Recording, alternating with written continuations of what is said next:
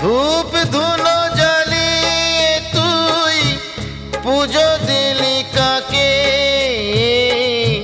বুঝলি না রে আসল ঠাকুর নিজের বাবা মাকে। বুঝলি না রে আসল ঠাকুর নিজের বাবা মাকে। ধূপ ধুনো জ্বালিয়ে তুই পুজো দিলি কাকে, বুঝলি না রে আসল ঠাকুর নিজের বাবা মাকে। বুঝলি না রে আসল ঠাকুর নিজের বাবা মাকে।